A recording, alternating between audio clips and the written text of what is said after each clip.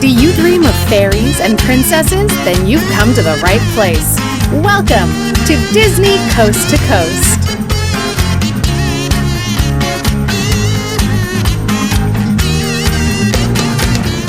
Hey folks, and welcome to Disney Coast to Coast, the ultimate unofficial Disney fan podcast. I'm Jeff DePaoli, and today on the show, I have author Ashley Varela joining me to talk about the historic accuracy of Disney's Newsies. Ashley wrote the in-depth book, Newsies versus the World, which shares the true history of the 1899 Newsies strike, as well as what Disney did and didn't get right historically. If you've been listening to this podcast for any length of time, you'll know that I'm a huge Newsies fan, so I had a great time nerding out with Ashley all about this cult movie and smash Broadway hit musical. We'll get to that conversation right after this. Through the years, I've had the great honor of interviewing a bunch of different Disney voiceover talents. Now you can hear the best moments from these interviews in an exclusive episode of Disney Coast to Coast entitled Lending Their Voices. To hear this exclusive episode, head over to DisneyCoastToCoast.com and click on Exclusive, or simply visit DisneyCoastToCoast.com/exclusive. In the episode, you'll hear from Bill Farmer, who's been the voice of Goofy and Pluto for over 30 years, Daniel Ross, who is the voice of Donald Duck on Disney Junior, plus voiceover talents from Sophia the First, Phineas and Ferb, Star Wars animated series, the Guardians of the Galaxy animated series, Star vs. the Forces of Evil, Elena of Avalor, Beauty and the Beast, and so many more Disney voiceover talents. In addition to this exclusive compilation episode, there are 4 more compilation episodes waiting for you over at DisneyCoastToCoast.com/exclusive, or simply visit DisneyCoastToCoast.com and click on Exclusive in the main menu to get them all today.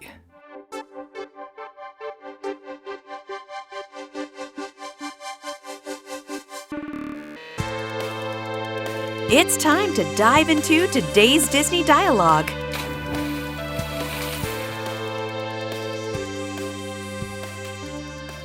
Well, Ashley, thank you so much for being here on Disney Coast to Coast to talk about one of my favorite things, Newsies, and I assume one of your favorites as well. Yes, thank you so much for having me. This is a surreal and exciting experience. Surreal is fun. I like that. That's good. So we're going to obviously be talking about Newsies in the history of Newsies, because you wrote this fantastic book called Newsies versus the World that I've got to say is really kind of like a textbook. Like this thing is jam-packed with information.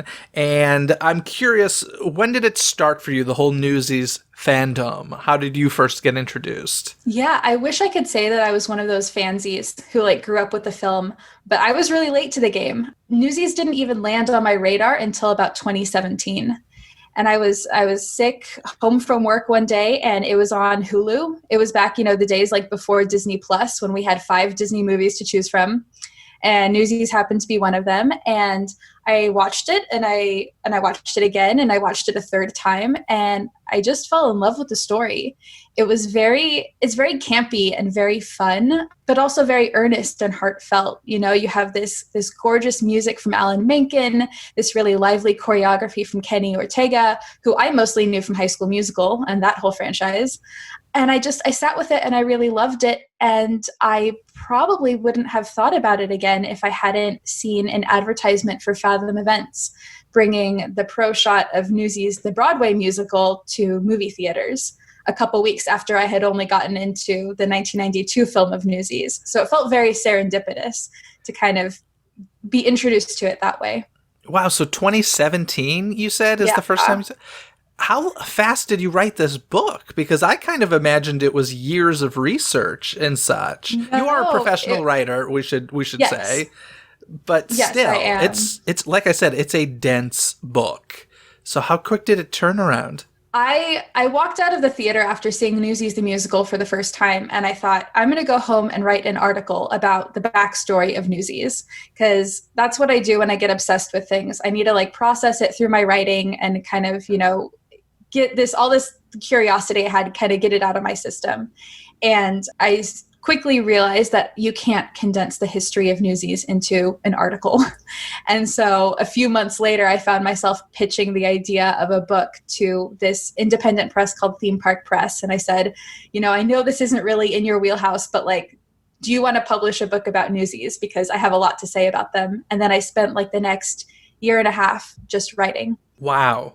It's really, really impressive that you wrote it that quickly. But that's awesome. I love it. Actually, do you have the book handy? Because I want you to read something from it. Sure. Excellent. Turn to page 355, which is the end of the book, where you have the second and third paragraph. I will forever be appreciative for a brief sentence on page 598 of Frank Luther Mott's 1941 survey of American journalism. The newsboy strike of the next year to force the World and Journal to allow the half-cent per copy paid by other penny papers was eventually successful.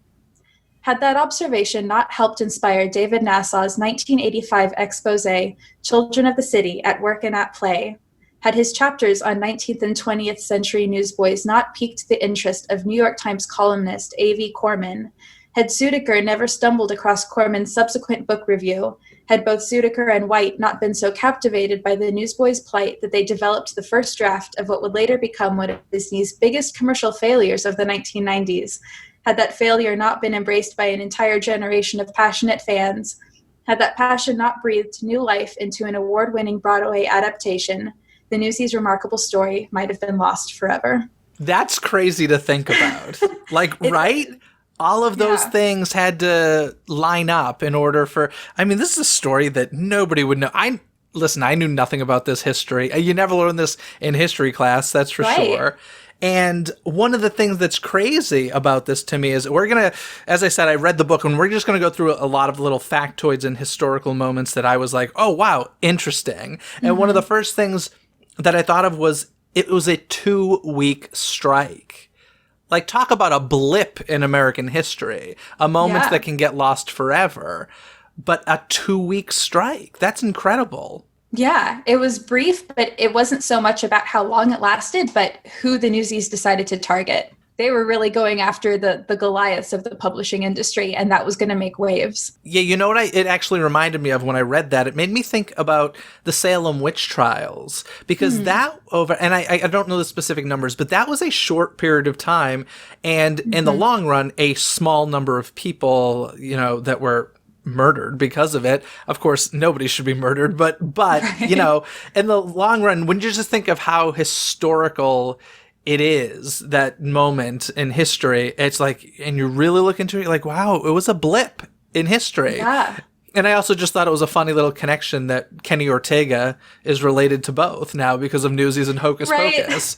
I was like, interesting. One thing that, you talk about a lot in the book is the news girls. Which, of course, we don't think about so much when we think of Newsies. And there were some interesting things like the girls weren't able to work until they were 16 or older because of the Jerry Society, or what was that? So the newsgirls, they worked alongside the newsboys for most of the 19th century. And it's really interesting if you kind of trace mentions of them in the newspaper articles up into the strike, because you see this kind of growing dissatisfaction with having newsgirls work on the streets, where in society it wasn't considered proper for girls to really pick up any kind of street trading, no matter what they were selling, because of how closely that was associated with sex work and other things that were inappropriate for girls to be doing.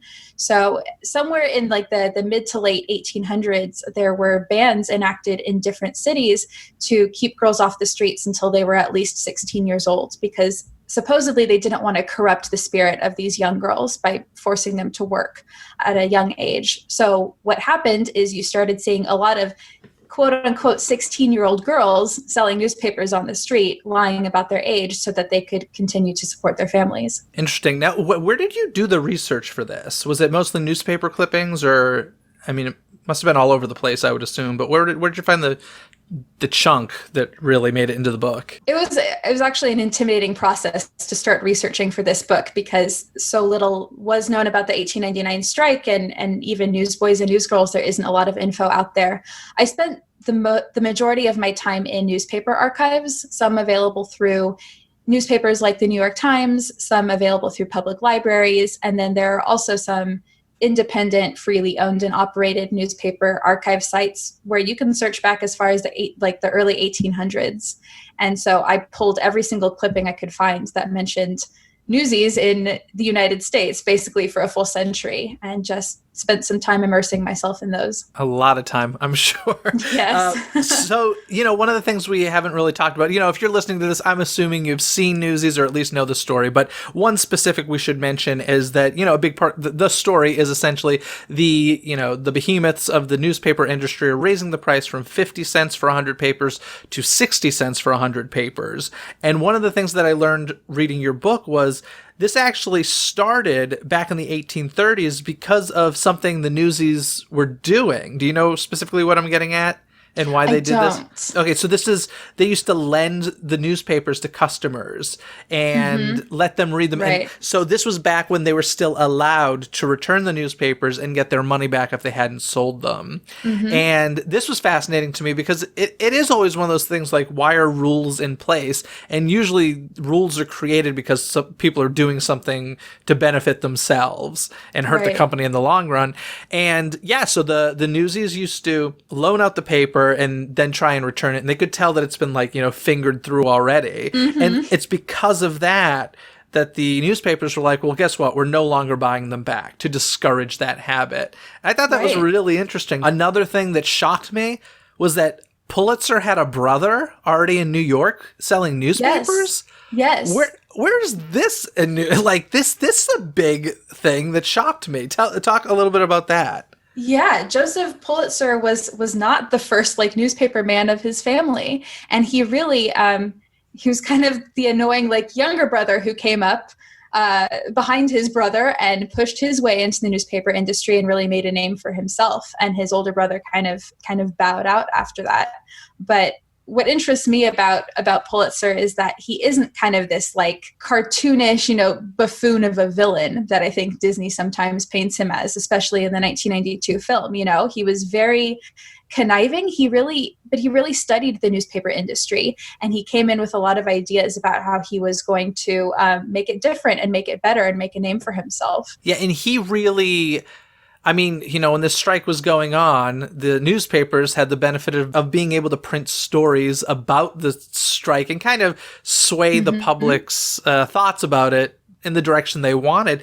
And Pulitzer very much was, tried to convince people that the Newsies were being greedy and childish, essentially, which, gosh, painting a villain already. It's kind of crazy. The performance of Pulitzer in the movie is insane. Let's just say it. It's crazy. It is. What of that do you think, is where they got the inspiration from the real history? Gosh, I just remember going back and watching the movie and kind of laughing at the portrayal of Pulitzer. And I don't know, where do you think they got that inspiration? Well, have you read the book that they put out for the Newsies musical? It's Newsies stories from an unlikely Broadway hit. It's sitting on my bookshelf and I sadly haven't read it. And I'm glad I have it because from what I hear, it's very rare these days. So it's this great collectible book with stories about the Broadway musical, and Zudiker and White contributed some background on how they developed the characters for the 1992 film, actually, before they even brought it to Broadway.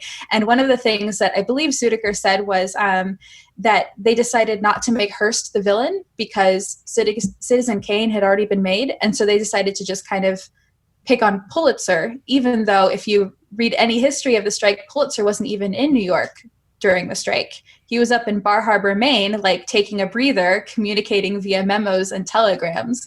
So it feels to me almost like the Pulitzer we get in the movie and the musical was just created from scratch. Yeah, that was definitely eye-opening when it was wasn't even in New York during it. So basically any scene you see with Pulitzer in the movie or musical really couldn't exist. And listen, this is nothing new for historic movies and such. There's always scenes that you're like, okay, well, wait a sec. There's obviously this dialogue that's written, but nobody was in that room that's still alive. So how could these conversations have been captured? So there's always this creative liberty happening.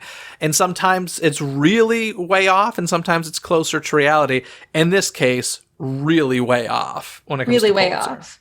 Yes, but I think you touched on something that was very true, which is that, when he was in the public eye, Pulitzer was trying to control the narrative, and he was trying to control what people thought of the Newsies and how they perceived the strike, because he knew that he had, a reputation to protect. Yeah, and even though Newsies, as you said, focuses more on Pulitzer because of Citizen Kane focusing so much on Hearst, they were pretty equal as far as the Newsies were concerned, as far as who they were striking. And there's, references to Hearst in Newsies. It's in some of the lyrics and stuff, but definitely Pulitzer focused. Something about the price of the papers rising that I found really interesting was, so the rise in cost for the Newsies was due to the war happening. And it was kind of, because when I was reading this, I immediately thought of the airlines. I don't know if you remember, but when gas prices went way up, the airlines, that's when they started charging for luggage. And because it used to always be like first piece free to check in your luggage. And then they started charging because gas prices were rising incredibly. And they're like, oh, well, we need to make up for it this way.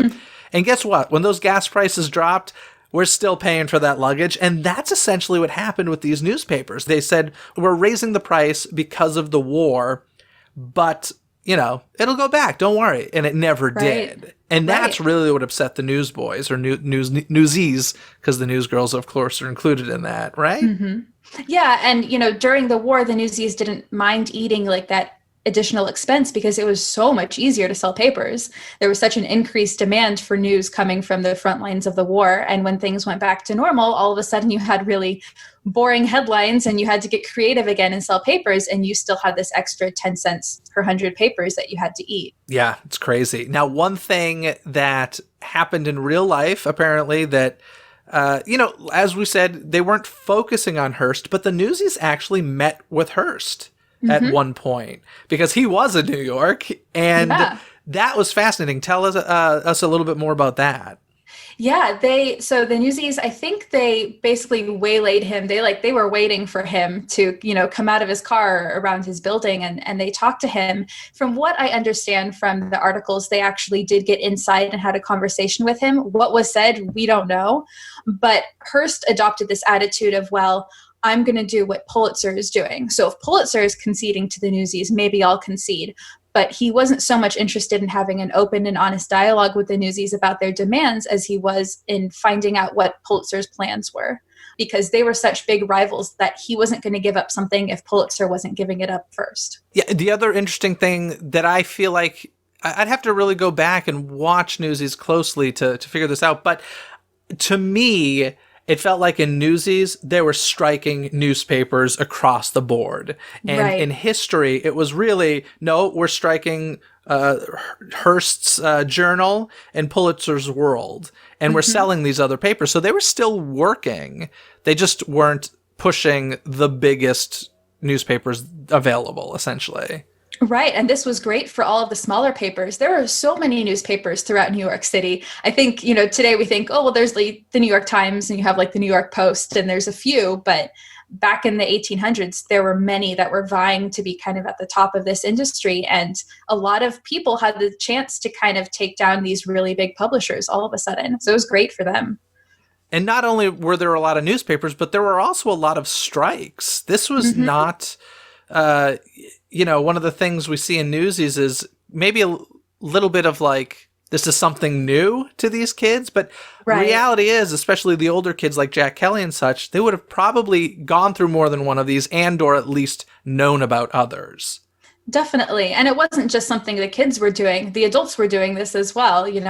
Right around the time of the Newsies strike, there was a strike in Brooklyn from the trolley workers, which the Newsies took advantage of because they knew that police would be kind of tangled up in what the adults were doing in Brooklyn.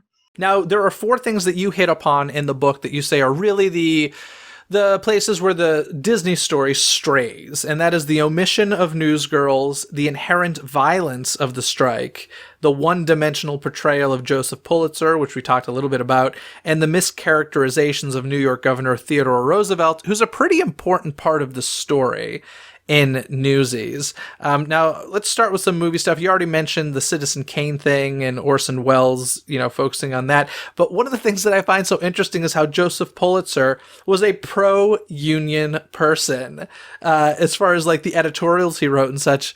And yet he's very he doesn't want the Newsies to unionize.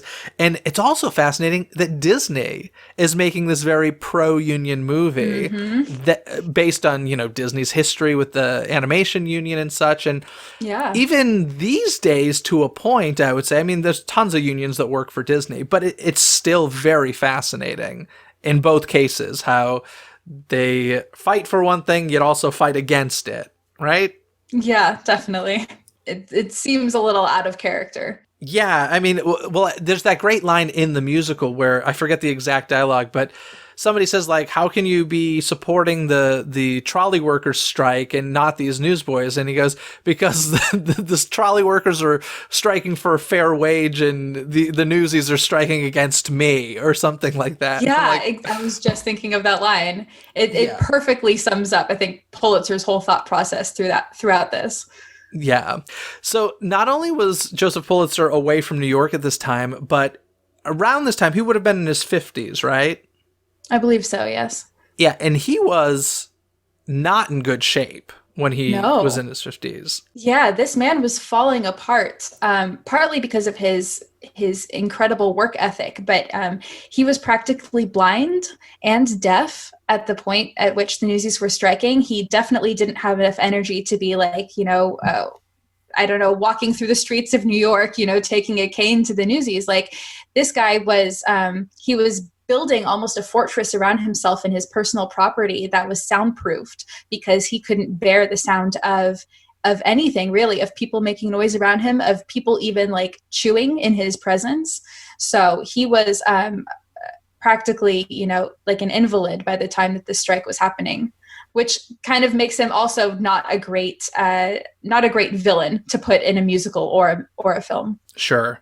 Now let's talk about Jack Kelly for a little while. This is the role that Christian Bale played in the movie, and he was not a real person. This is a fictional character, but there's a section in your book that literally breaks down as many real Newsies that you could find in research and kind of talk a little bit about each one.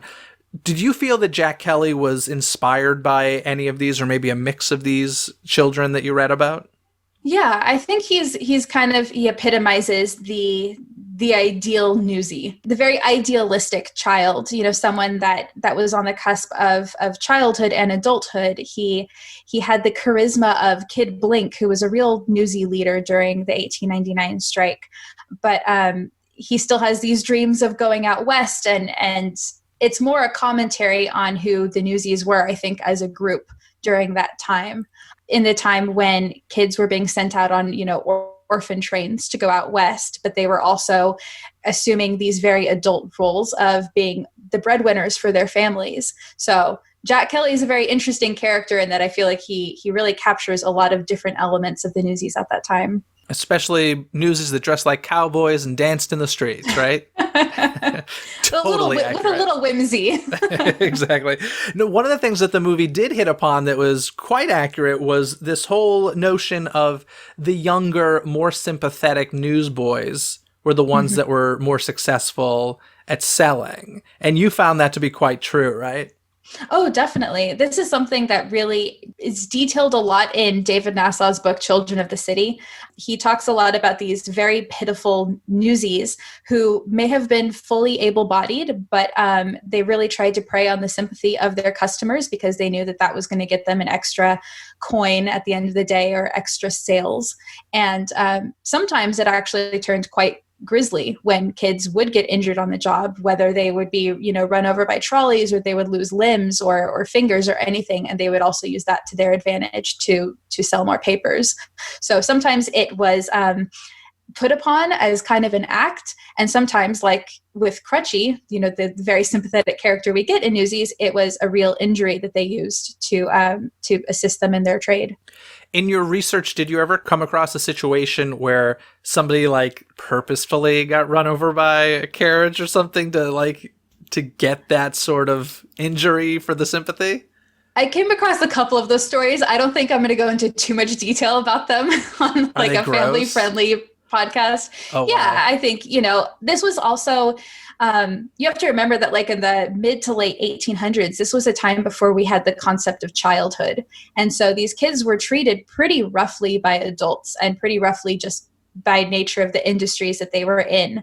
In the early 1900s, we got a lot of photographs from a photographer called Lewis Hine, and he photographed kids who worked in coal mines and in factories. And he really shed light on, all of the kind of gruesome like accidents and things that would happen to them that most people just weren't aware of. We were talking about the Newsgirls a little bit earlier, and it was interesting to find out that the original screenplay, which, by the way, was not a musical and therefore changed tremendously by the time it was greenlit. In fact, why don't you talk a little bit about how the movie ended up becoming a musical? Yeah, the original vision I think that Zuidecker and White had for Newsies was for it to be a drama. I think they had immersed themselves in a lot of this historical research, and they saw this as a very serious film about the Newsies, struggles against Pulitzer and Hearst. And it kind of became a case where there were like too many cooks in the kitchen, where when Disney started to get involved, they had this idea of imbuing it with music and making it kind of more lively and family friendly. And it became these two visions at odds. And so we kind of got an amalgamation of both, which was, I think, why the 1992 film feels serious and earnest in parts, but is still very campy and kind of very silly with like Jack Kelly the cowboy and these very like goofy moments throughout the film. Yeah, I remember talking with William Sandell, who's the production designer on Newsies, and I believe I remember him saying something about how, if they were designing these sets realistically, like they all would have just been black, from soot and smoke and such, and that even though Newsies is still very much earth tones, it's kind of a vibrant, more friendly earth tone look than you would have gotten in real life. It would have been pretty grim in reality. Definitely.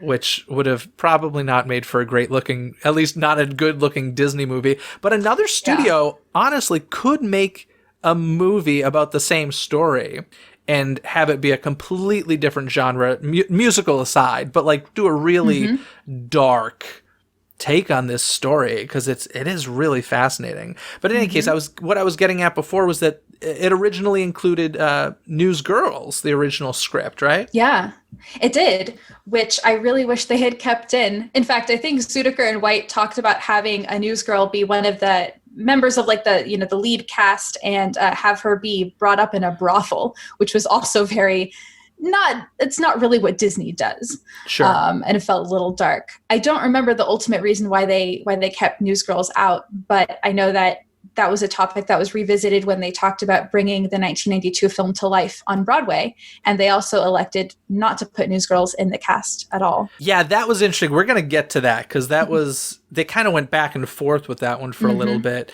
which was interesting. But let's talk about the refuge, which of course in the film is painted as a pretty nasty place to be sent. And I mean, as nasty as it looked in the movie, I'm going to assume in your research you found it was way worse even. It was a very, very, grisly and gruesome place, really a place of nightmares. And if you want to talk about like a dark interpretation of Newsies and a dark Newsies film, that would take it to a dark place really fast, because this was a place where children are punished really for no good reason. There are a lot of anecdotes I could give about how dark things got there, but it was a place that you didn't want any kid sent for any reason. And I think they really came out of it changed. So I don't know if that's a place that Crutchy would have even come back from had he been sent to the refuge. Well, and it also kind of became something that wasn't its original purpose, right? Like it became a prison for the kids. Right. But initially, what was the purpose of the refuge? I believe it was supposedly just reform. It was to bring kids off the streets, to give them, an education, and then eventually send them back out to do work in farms and in households, and eventually just outside of the refuge's, jurisdiction. And that's not what it became. No, not at all. So that's actually really sad. It started as something with really good intentions and ended up being a horrible, horrible place. Now, I think the biggest thing that happens in the movie and the musical, although they treat them both a bit differently, but it's the results of this strike, which It's fascinating because if you were to watch just the Disney movie and that was all you knew about Newsies, guess what? They won. Their papers are back down to 50 cents per 100. You know, Joseph Pulitzer loses here. Not the reality at all. So talk to us a little bit about what really happened. Yeah, you know, it's great in the 1982 film. Teddy Roosevelt comes in, saves the day, and Pulitzer's carted off, and the Newsies lived happily ever after. And in reality, things played out on a much more realistic level. Like after 2 weeks of striking against Pulitzer and Hearst, things went back to normal. The Newsies were basically forced to make a concession to the publishers.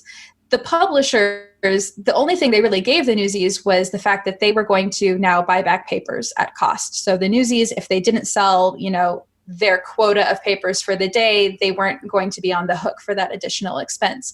But the price did not go back down to 50 cents per 100 papers because there wasn't that much power that the Newsies had to effectively change things. There weren't other publications coming up and supporting them.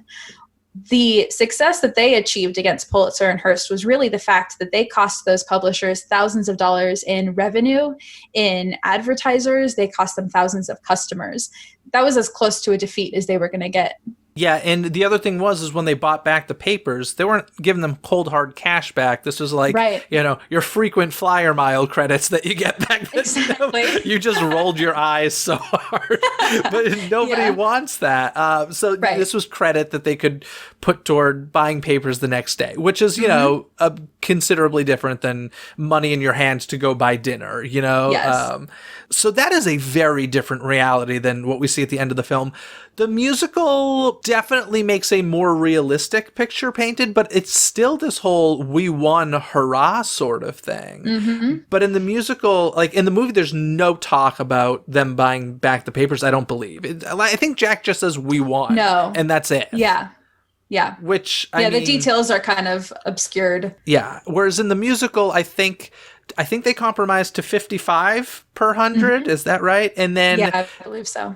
Yeah, and then they also talk about buying back the papers. Of course, they don't talk about it being credit, but that's the win in the musical. So a bit more, you know, close to reality, but in both cases, wrong, essentially. Completely wrong. But I like that. I like that little shred of optimism we get at the end of Newsies. I think it's what the Newsies deserved. I think that, you know, I think they did win in some respect, even if it wasn't by getting the price of the papers back down. So I don't mind that deviates a little bit from history. Now, Theodore Roosevelt, who is a big part of helping the Newsies in both the movie and the musical, he was governor of New York at the time, right? Yeah. What was his involvement? None. He was not, as far as I was able to find in my research, he didn't really have a clue what was going on.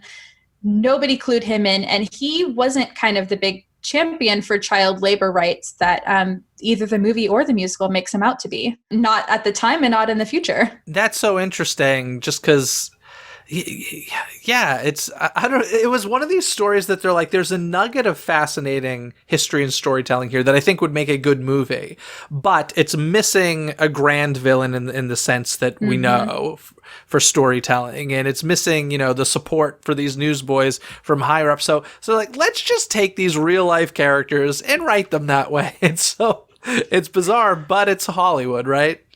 Yeah, but I think my beef with it is the fact that they're kind of taking the power out of the fictional Newsies' hands. It's like, we've seen the Newsies fight this battle against Pulitzer. Let them finish their own battle. Don't bring in Theodore Roosevelt at the last second to fix everything. I just figured it out. This is like Quentin Tarantino's revisionist history is what we're getting here. So the reason that they didn't get the price lowered is because they didn't have Theodore Roosevelt. So when Teddy Roosevelt gets involved, that's when the price lowers, you know, all that stuff that we know and love. It's revisionist history here. Yep.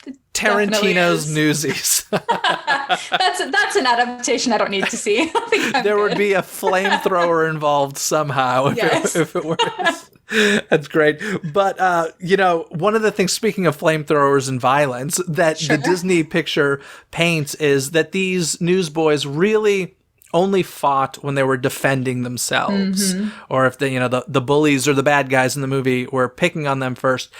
not quite the reality. Not at all. And this is something that I think is, this is just kind of how Hollywood movies are made, right? It's, you don't see the hero instigate violence, because then he's not the hero. Then he's more of a villain.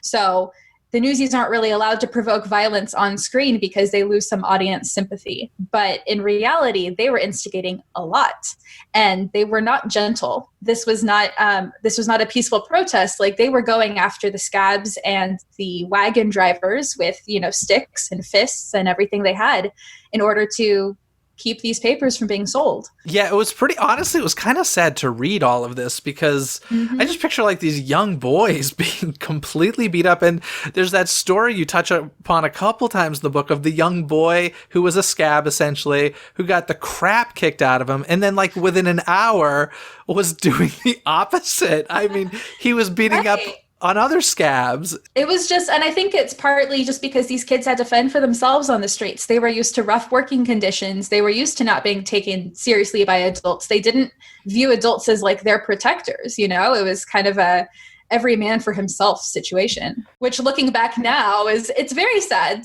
because we know how to treat kids better. Like you said before, though, I think it's interesting what you said when you said kids weren't kids. Like, it was just kind of like, if you're a human, you're working and you're taking care of the family, because, without proper health care and stuff, these kids' parents a lot of times couldn't work because they weren't healthy enough. So guess what? The youthful person in the family is the one who can. Just a completely different way of living. And it is interesting because I feel like biology actually... it's biology, if you look at the way that we age and grow and everything, like, it makes more sense kind of how it was back then. But at the same time, it was horrible. Without getting into too much detail, just like the way that young women's bodies develop and they can, get pregnant at a very young age, stuff like that. And young boys have, are more physically adept than older people. And I don't know, it's just interesting to me to think biology is telling us one thing, but we have a society today that it runs things quite differently for very good reasons. Right. But it is fascinating. I don't know. Yeah, back then, not so much. It was not so much. Whoever's the healthiest is going to go out and work for the family. Yeah. So, of course, this movie comes out. It flops. Major flop. One of the biggest flops of all time. I mean, what was it? A $15 million budget, right? And yeah, I think so. And it made less than $3 million in theaters, which, I mean, that's, for those of you who don't know, that's really bad. Less than even in 1992. That's really bad. And so Disney wrote this off. I mean, it just didn't exist to them at that point. Yeah, basically. What was it? It was Disney Channel that really brought it back, right? Yeah, when Disney Channel was first kind of figuring out what programming they wanted, they were, why not put the movie that flopped on TV and see if people take to it, or see if we can honestly just fill programming hours. They needed something to show because they weren't going to put it in like a primetime slot or anything like that. And it was really because of the fansies that the popularity of Newsies picked back up again. And because of that, VHS sold really well. And then there was a 10th anniversary DVD and a Blu-ray later. And, people had been doing for a very long time unprofessional, unlicensed productions of Newsies, where they sat down and, essentially wrote down the lines from the movie and some people did some real creative things with Newsies. What was one I was reading? There was a production I was reading about where like they took songs from other musicals and like put it into their production of Newsies. What was that? I think so. Was that Ben Frankhouse? I think it was Ben Frankhauser's production who ended up playing, in the Broadway show. Yeah. Davey, yeah.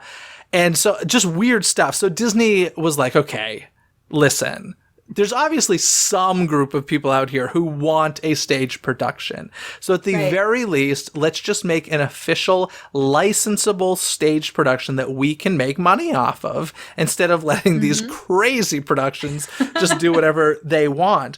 And so there were staged readings put together for this very purpose, but they failed. Yep. Probably for the same reason why it was difficult to get the movie made in the first place. I think they didn't really know what they wanted to get out of Newsies and if it was going to appeal to people because it had already failed once before. Yeah, and so the film was 92. When they started doing these readings in 2008 is when they essentially failed and were like, you know what, the talk of Newsies on stage is done. We can't make this work, and we're not going to do another flop. If we're going to make this licensable version, it needs to be something we're proud of. And one of the things that I found really interesting was they kind of told Alan Menken, like, hey, we're going to be doing this. Don't worry. You don't need to be involved. And he was like, no, I want to be. He loves this project. And I would argue it's one of his best projects musically. Absolutely. And I love that. And I love seeing that the creators of Newsies still love Newsies and still have a connection to the story and didn't write it off the way that, maybe the public and the critics did. But yeah, when Alan Menken heard that someone else was going to be responsible for kind of polishing Newsies up and putting it on stage, he's like, no, I'm going to get back in there. I'm going to get involved and I'm going to bring it to life the way I want it to be brought to life again. Yeah, and as I mentioned, 2008 is when they decided this still isn't working. And it was the Newsies stage production was laid to rest at that point until a man whom I love and adore and have long before this, I'll let you tell this story, comes in and saves the day. Yeah, Harvey Fierstein really picked up Newsies almost kind of in like a serendipitous moment, when he was meeting with Alan Menken and decided that he had a very different spin for Newsies.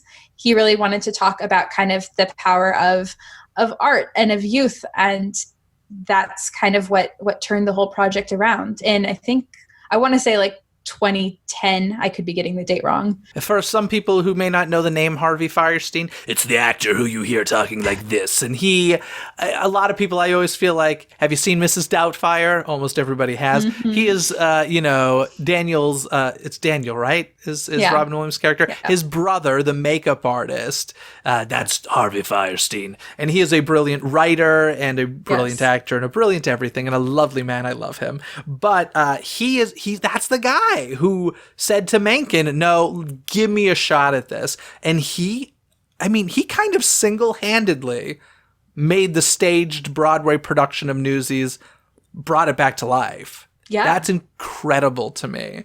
I love that. One of the big things he did was he made Jack an artist, which was very different from this cowboy gonna move out west. I mean, he still wanted to move to Santa Fe because we couldn't lose that song. But the idea of making him an artist was really interesting, and it connected to the newspapers and, as the political illustrators and such. And I thought that was just nothing I would think of, I'll tell you that. So, no, and not something I found in my research either. But I think it just makes Jack Kelly kind of the conscience of the newspapers. He's the one who's kind of illustrating what would have been political cartoons and really shedding light on the injustices that these kids were facing. It's a really cool aspect of the story. One of the other big changes was the character of Denton, played by Bill Pullman in the film. That character becomes a female named Katherine, and spoiler alert here, sincerely, spoiler alert if you're not familiar with the musical, Katherine is Pulitzer's daughter, come to find out. And, okay, let's talk about history for a second. Did Pulitzer have a daughter named Katherine? He did. When did she die? She died when she was about 2 years old. She did not become, a reporter for the New York Sun in any way, shape, or form. And he had other kids, but none of them held that role in history. Yeah, he had a few daughters, but they all passed away at pretty young ages, it sounded like. I believe so, yes. And so, it's interesting to me that they did pick a real named daughter that he had, but clearly, at 2 years old, hopefully was not, that into Jack Kelly and was definitely not writing a newspaper. So it's still, it's still one of my favorite moments of the show when they revealed that Katherine Plummer is Pulitzer's daughter. You just get the gasp from the audience. Yeah. So there is that moment earlier in Watch What Happens where there's a line about that hints at that fact. Well, she hesitates when she gives her name and he's like, aren't you sure about your last name? And there's a little foreshadowing. There's definitely little hints when you go back and watch it, which I have many, many, many times. So I love that. I think it's a great addition. I mean, her song is amazing. But the thing I really want to talk to you about was in 1899, would a female be writing for a newspaper? How far-fetched was that? That wasn't actually that far-fetched. Okay. There were some pretty famous women who wrote for newspapers. the one you might know is Nellie Bly. She was the one who traveled around the world for a newspaper. I'm going to go out on a limb and say it was actually Joseph Pulitzer's New York World, and I could be getting that wrong. I should know this. But there were some women who were coming up in the ranks as journalists. The problem was that they weren't necessarily being taken as seriously as their male colleagues, because they were given assignments that were supposed to be very almost sensationalized. They would be doing like the undercover exposés in the insane asylums, and they would be conducting social experiments on the street and fainting and seeing who would come help them, so they could kind of expose different industries and businesses and practices and things like that. So in some respects, it was seen as something of a gimmick. So it is kind of grounded in historical, reality a little bit, but not entirely. Okay. Now, at one point when Mencken and Fierstein were working on this stage production, they were trying to work newsgirls back into it, because it's one of the things that people always said to Alan Mencken was, please, we want some newsgirls because, we want to do the musical, essentially. Right. And they were in at one point and then kind of kicked back out, it seemed like. Yeah. I don't really have a satisfactory answer for why they did that. I think that there are easy ways to put newsgirls in the ensemble of Newsies. And I know that there have been a few regional productions who have actually done that.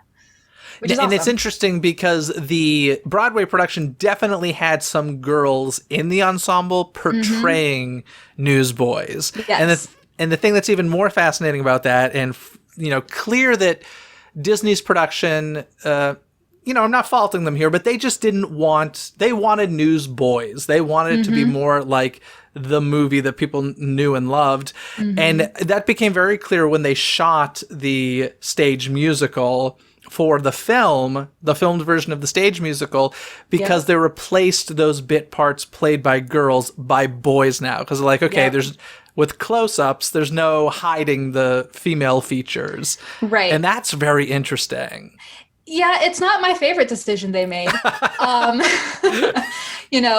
will say, to their very slight credit, there were some girls who did disguise themselves as newsboys and kind of ran away from home and took up the newsboy trade because, for whatever reason, their families didn't want them in that industry. So there were some newsgirls in real life who did dress as boys and took to the streets, but it's definitely erasing a whole history of newsgirls who added a lot to this moment in time. Yeah. Now, this stage production, as we said, the only purpose of it was to license it out, but it blew up. I mean, it started at the Paper Mill Playhouse, sold way better than they ever expected. So, in fact, when they were working on that production, it was funny. They had a pretty tight budget, and they had designed these towers that have now become very famous with, the Newsies stage brand. And I love this story about how they were essentially $300,000 to build, which put them way over budget. And they had to convince Disney to let them spend this money because they didn't have time to redesign. And second of all, we're like, we need this for the show. And the only way that they got the money for that was because they decided to build them in a way that they could collapse easily and then rent them out to the regional theaters and stuff. I was like, okay, brilliant, genius, love it. And who knew that for the next 3 or so years that they'd be using them themselves, not renting them out. Unbelievable. Right. Yeah, I'm sure that was the last thing on their minds, honestly, that it was going to have the kind of longevity that it did. Yeah, it ends up going to Broadway. They end up loading it into the Broadway house in 1 week because of such a tight budget, because this show will never make its money back. In the long run, it ends up being the fastest Disney musical to make its money back because it was, partially because it was the lowest budget, but it just kept getting extended and extended. And it's pretty crazy. They broke house records with their ticket sales at the Nederlander Theater, and they kept, extending and then eventually going on tour. I do want to read something, or would you like to read it? Page 212 in your book. Just about the Pantages thing. That last paragraph on page 212. After 2 years, 63 cities, and well over 700 performances, the tour ground to a halt in Southern California for a full week. The Pantages Theater sparkled with Art Deco flair among the who's who and what's what of Hollywood, and in the wee hours of September 11th, 2016, fansies began to stake out their spots along Vine Street in nervous anticipation for that evening's performance. The ticket booths were closed to newcomers. Only those who had been personally invited were permitted a seat inside, while hundreds of hopefuls lingered outside the theater in case there was an advantageous connection to be made or a spare seat to be won. This was no ordinary showing of Newsies. Dizney, it seemed, had something else up their sleeves. And you were there. That's why I made you read it. Because I was like, I am one of those fansies you're talking about. I was there for that taping. And, that thing, it's funny, this last line, Dizney, it seemed, had something else up their sleeves. Now, I got to tell you, all of us fans that were out there, I was like fifth in line, something like that. I got there at like 5:30 in the morning, and which I don't suggest people do in Hollywood ever, but for Newsies, I do it. So,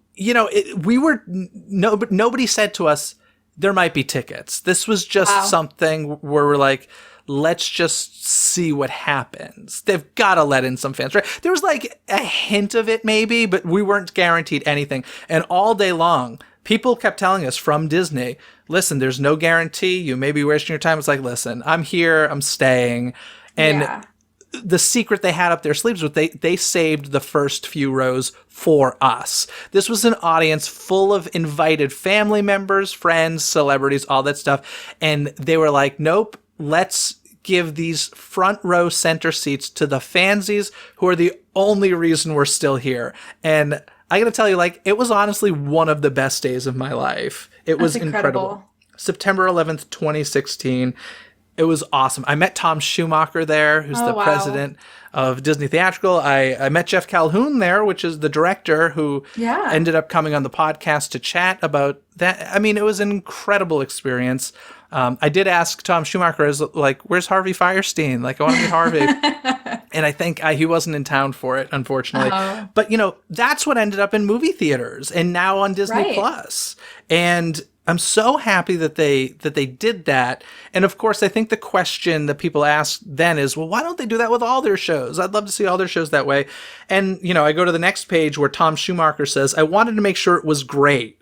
One of the things that makes Newsies work well in this environment is that it's a show that does not have a huge fantasy or magic component.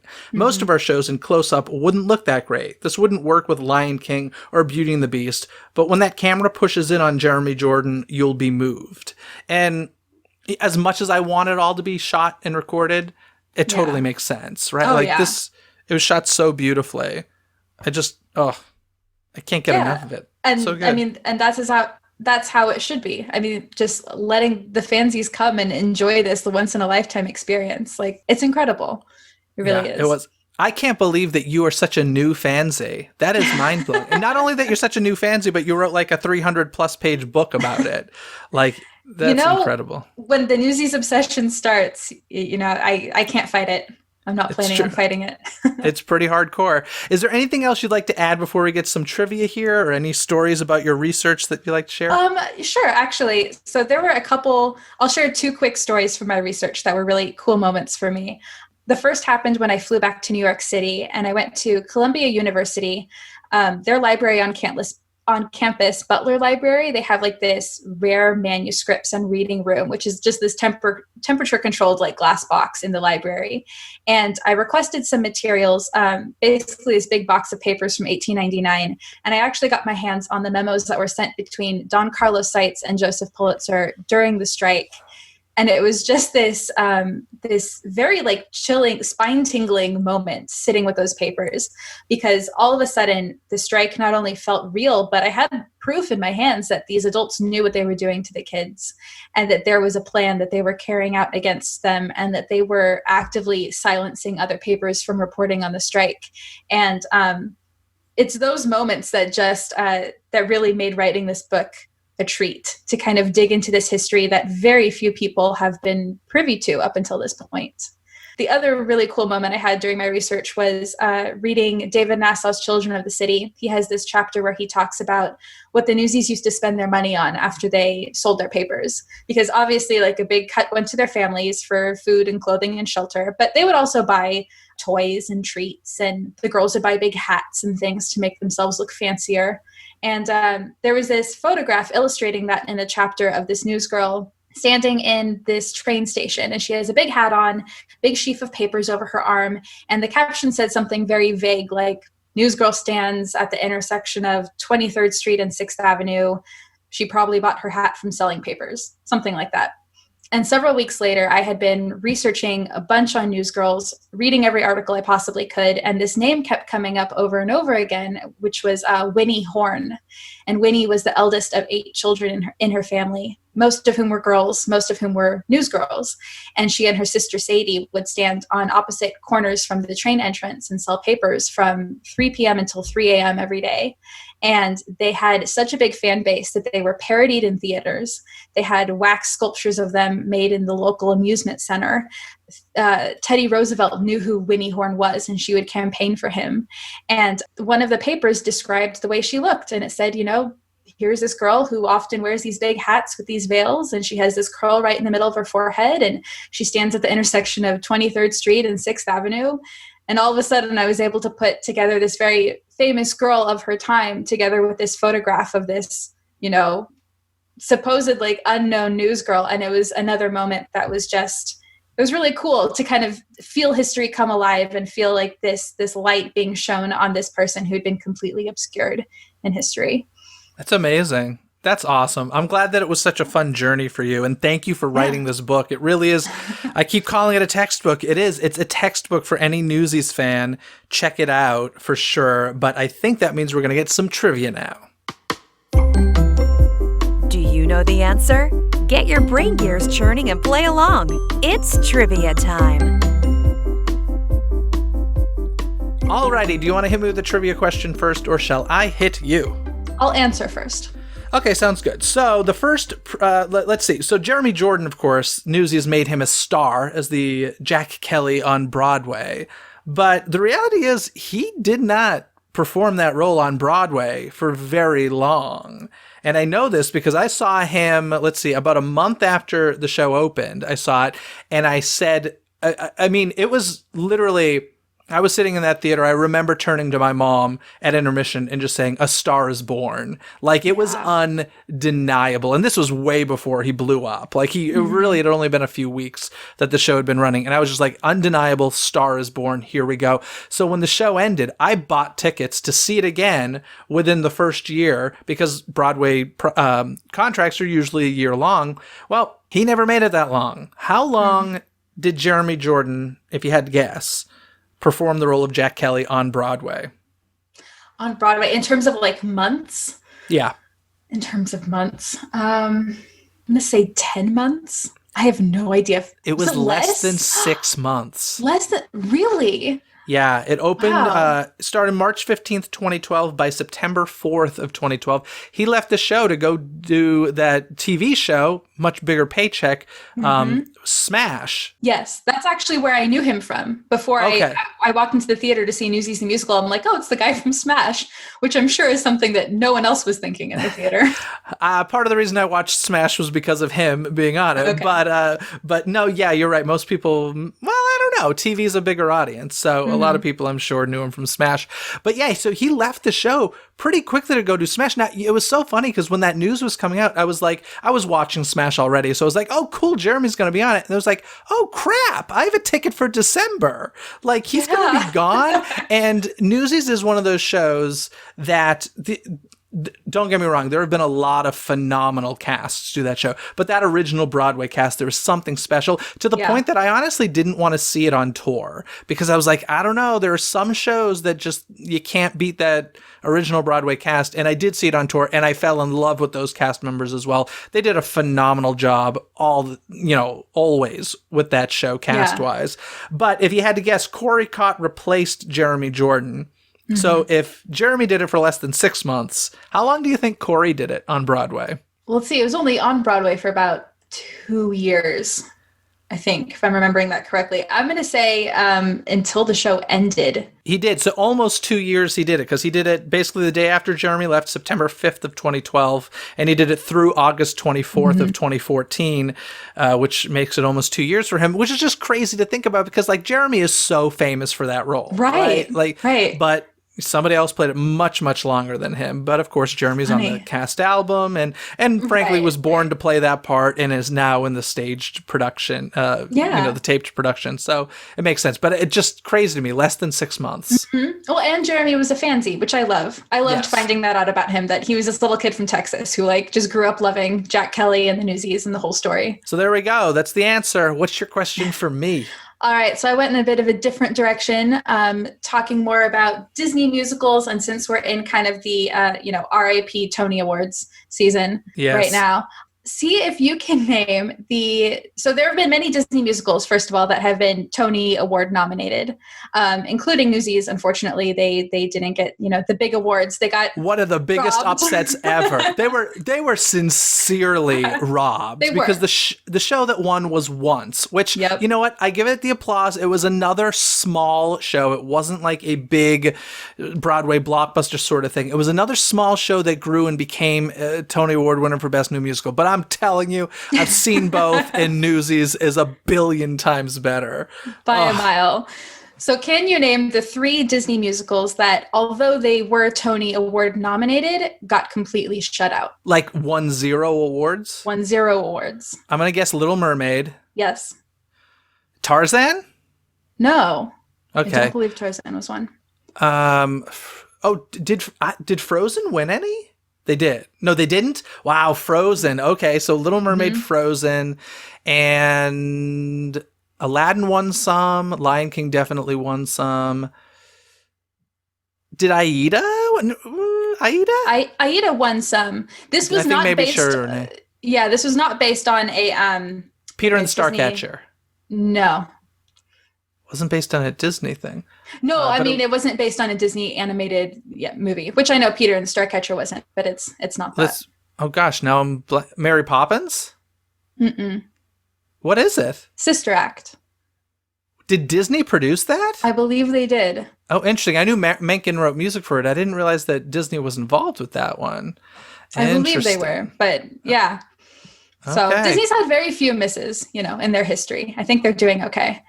They are, but they've had quite a few flops in recent years, which is actually why Newsies was a huge deal, because they had just, Mermaid tanked, Tarzan didn't do well. The reality is that people don't get is that 75% of shows, if not more, produced on Broadway will fail. It's a business of doing it for the love of it. And so it's all very interesting, but so Disney's doing good in the long run, but still has major failures. So when Newsies was the major hit it's like they're dancing. And, Lion King's amazing. If you've never had a chance to see that one really is phenomenal as well. But Newsies is my favorite. I'm literally looking at the poster on my wall right now. It will forever be a regret of mine that I never saw it on tour or in any kind of like official capacity. I'll go and see as many like regional productions as will ever be staged. But I'm crossing my fingers for the very unlikely second tour that will never happen. You never know. Listen, they're talking about Aida going back on tour. I hear rumors constantly about Beauty and the Beast, so it'll just be 20 years or so, but I guarantee. Just 20 years to wait. Yeah, it's fine. Listen, we waited how long for those stage musical? 1992 to 2012. So, it's fine. It'll happen. But in any case, thank you so much for coming on the show, Ashley, and talking about this thing we both love. Why don't you let folks know where they can find you and where they can get your book, Newsies versus the World? Yeah, thanks so much for having me. This is really a delight. You can find all of my social media info on ashleyvarela.com, as well as links to purchase Newsies versus the World on Amazon. It is available in Kindle and in print, but I will say if you buy Kindle, you will not get the footnotes. So I would recommend buying print or, once this COVID thing is passed, going to your library and requesting a copy. There are a billion footnotes, by the way. There are. I think half the book is footnotes. Yeah, it's a lot of footnotes. So there's that. And so why don't you spell your last name just in case people want to visit your website? Yes, so it's Ashley Varela, Varela.com. Fantastic. Well, thank you so much, Ashley. This was great. Thank you. Now, folks, if you haven't yet listened to this past Wednesday's episode of Disney Coast to Coast, you'll definitely want to tune in as we celebrated the 10th anniversary of World of Color. And on next Wednesday's episode, I have an exclusive interview for you with the editor and writer of the Imagineering story on Disney+. The easiest way to make sure you don't miss any of the magic is by making sure you're subscribed to Disney Coast to Coast on Apple Podcasts, Spotify, or wherever you listen to podcasts. Wherever you search, don't forget, it's Disney with a Z, Coast to Coast. And before we go, I want to give a huge shout out to members of the DCTC community: Monet, Philip, Diego, Rio, Jared, Gerardo, Anna, Jeffrey, Erin, Bonnie, Kent, Faith, Leah, Jeanette, Joshua, and Skylar, who all help ensure that more free episodes of Disney Coast to Coast can be produced. Thank you all so much. Your support means the world to me. If you'd like to become a member of the DCTC community and help support the show as well as gain rewards, visit patreon.com/DisneyCTC. That's patreon.com/DIZNEYCTC. Other than that, folks, have a magical day. Bye! Thanks for listening to Disney Coast to Coast. Have a magical day. Disney Coast to Coast is produced and hosted by Jeff DePaoli. Learn more about the podcast and become a supporter at DisneyCoastToCoast.com.